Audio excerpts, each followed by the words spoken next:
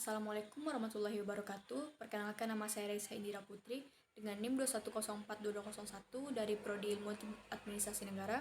Pada hari ini saya akan presentasikan bentuk negara, bentuk pemerintah, dan sistem pemerintahan. Bentuk negara yang pertama adalah negara kesatuan. Negara kesatuan adalah bentuk suatu negara yang merdeka dan berdaulat dengan satu pemerintahan pusat yang berkuasa dan mengatur seluruh daerah. A. Negara kesatuan dengan sistem sentralisasi adalah pemerintahan yang langsung dipimpin oleh pemerintahan pusat, sementara pemerintahan daerah di bawahnya melaksanakan kebijakan pemerintahan pusat. B. Negara kesatuan dengan sistem desentralisasi adalah penyerahan wewenang dari pemerintahan pusat ke daerah. Yang kedua adalah negara serikat. Negara serikat atau federasi merupakan bentuk negara gabungan yang terdiri dari beberapa negara bagian dari sebuah negara serikat. Pada mulanya, negara-negara bagian tersebut merupakan negara yang merdeka, berdaulat, dan berdiri sendiri. Setelah menggabungkan dengan negara serikat, dengan sendirinya negara tersebut melepaskan sebagian dari kekuasaannya dan menyerahkannya kepada negara serikat. Di samping dua bentuk di atas, dari sisi pelaksanaan dan mekanisme pemilihannya, bentuk negara dapat digolongkan ke tiga kelompok, yaitu A. Monarki. Pemerintah monarki adalah model pemerintahan yang dikepalai oleh raja atau ratu. Monarki terdiri atas tiga. Yang pertama adalah monarki absolut, adalah model pemerintahan dengan kekuasaan tertinggi di tangan satu orang raja atau ratu.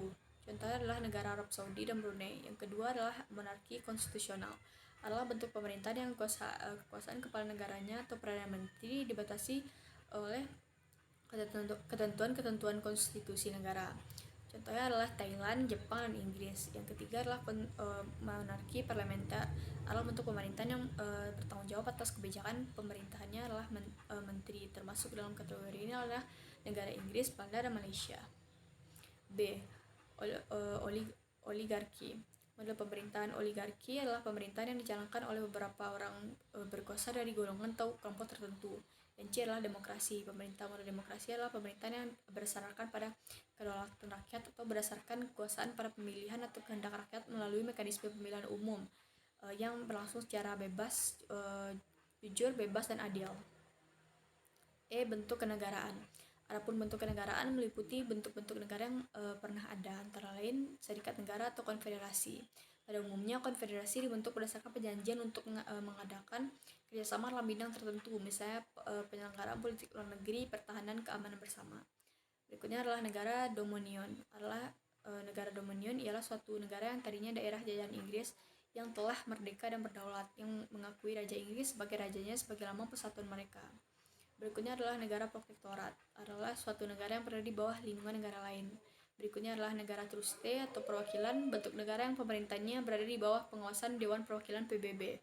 Berikutnya adalah negara koloni atau jajahan, bentuk negara yang berada di bawah kekuasaan negara lain, contohnya Indonesia sebelum 17 Agustus 1945. Berikutnya adalah negara mandat, bentuk negara bekas jajahan negara-negara yang kalah dalam Perang Dunia Pertama.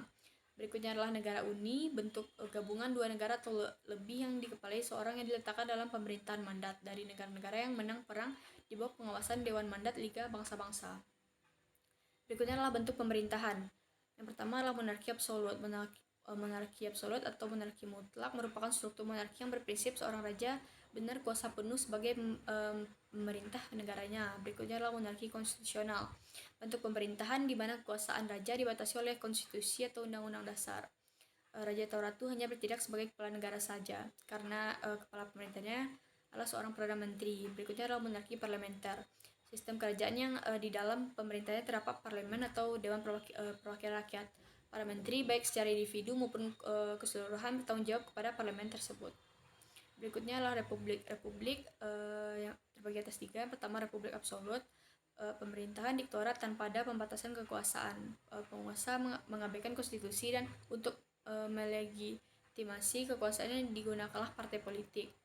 Berikutnya adalah republik konstitusional. Pemerintah memegang kekuasaan kepala negara dan kepala pemerintahan.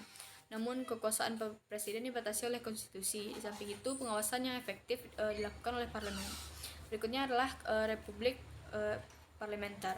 Presiden hanya sebagai kepala negara, namun presiden tidak dapat diganggu-gugat, sedangkan kepala pemerintahan berada di tangan perdana menteri yang bertanggung jawab kepada parlemen. Berikutnya adalah sistem pemerintahan. Yang pertama adalah sistem pemerintahan presidensial, suatu pemerintahan di mana kedudukan eksekutif tidak bertanggung jawab kepada Badan Perwakilan Rakyat. Dengan kata lain, kekuasaan eksekutif berada di luar pengawasan langsung parlemen. Berikutnya adalah sistem parlementer. Sebuah sistem pemerintahan yang parlemennya memiliki peranan penting dalam pemerintahan. Dalam ini, parlemen memiliki wewenang dalam mengangkat perdana menteri, dan parlemen pun dapat menjatuhkan pemerintahan, yaitu dengan cara mengeluarkan semacam mosi tidak percaya. Berikutnya adalah sistem semi presidensial. Adalah sistem pemerintahan yang menggabungkan dua sistem pemerintahan, yaitu presidensial dan parlementer. Disebut juga dengan dual eksekutif atau eksekutif ganda. Yang terakhir adalah sistem pemerintahan komunis.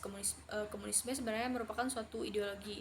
Namun pada perkembangannya ada beberapa sistem pemerintahan dalam negara tersebut.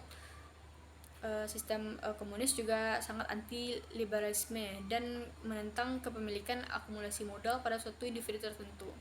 Baiklah, sekian yang dapat saya sampaikan. Apabila ada kata-kata saya yang salah, mohon dimaafkan. Wabillahi taufiq wal hidayah. Assalamualaikum warahmatullahi wabarakatuh.